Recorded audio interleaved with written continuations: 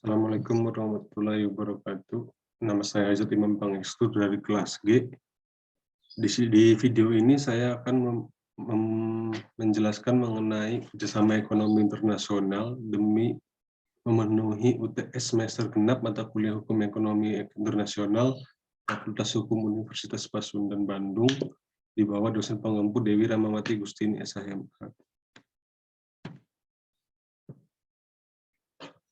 Kerjasama ekonomi internasional adalah hubungan antara suatu negara dengan negara lainnya dalam bidang ekonomi melalui kesepakatan-kesepakatan tertentu, dengan memegang prinsip keadilan dan saling menguntungkan.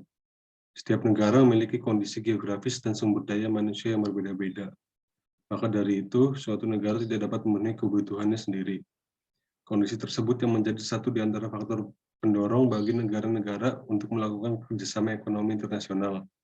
Kerjasama ekonomi internasional didasari kepentingan tertentu untuk dapat meningkatkan kesejahteraan ekonomi, pertumbuhan ekonomi, dan peningkatan struktur kegiatan ekonomi internasional. Tujuan kerjasama ekonomi internasional bertujuan satu, memenuhi kebutuhan dalam negeri dan barang atau jasa. Yang kedua, memperluas pasar hasil produksi barang dan jasa atau memajukan perdagangan dunia. Yang ketiga, mendorong peningkatan produktivitas hasil produksi. Yang keempat, memperluas lapangan kerja. Yang kelima, menambah devisa negara. Yang keenam, mendistribusikan manfaat sumber daya. Yang ketujuh, mengurangi ketimpangan antar negara maju dan negara berkembang. Yang kedelapan, mempercepat pembangunan ekonomi dunia. Yang kesembilan, meningkatkan kualitas hidup bangsa-bangsa di dunia. Manfaat kerjasama ekonomi internasional. Yang pertama, memperkuat dan meningkatkan kerjasama ekonomi, perdagangan, dan investasi di antara para anggota. Yang kedua, meliberalisasi secara progresif dan meningkatkan perdagangan barang dan jasa, serta menciptakan suatu sistem perdagangan yang transparan dan mempermudah investasi. Yang ketiga, menggali bidang-bidang kerjasama yang baru dan mengembangkan kebijakan yang tepat dalam rangka kerjasama ekonomi di antara para anggota. Dan yang keempat, memfasilitasi integrasi ekonomi yang lebih efektif dari para anggota dan menjembatani kesenjangan pembangunan ekonomi di antara para anggota. Bentuk kerjasama ekonomi internasional diantaranya yaitu satu, kerjasama ekonomi bilateral. Kerjasama ekonomi bilateral adalah kerjasama ekonomi yang melibatkan dua negara dan bersifat saling membantu.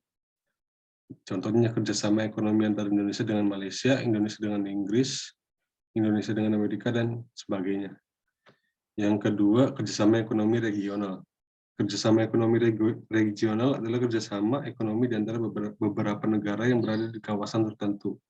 Contohnya seperti ASEAN, Uni Eropa, EFTA, APEC, AFTA, dan sebagainya. Kerjasama ekonomi multilateral atau internasional. Kerjasama dengan ekonomi ini melibatkan banyak negara dan tidak terikat oleh batas region atau wilayah atau kawasan negara tertentu. Contohnya kerjasama antara Indonesia dengan Perancis, Jepang, dengan Korea, Singapura, dan sebagainya. Kerjasama ekonomi antar regional. Kerjasama ekonomi antar regional yaitu kerjasama ekonomi di antara dua kelompok kerjasama ekonomi regional. Contohnya kerjasama antara Uni Eropa dengan ASEAN. Sekian yang dapat saya jelaskan mengenai kerjasama ekonomi internasional. Terima kasih. Assalamualaikum.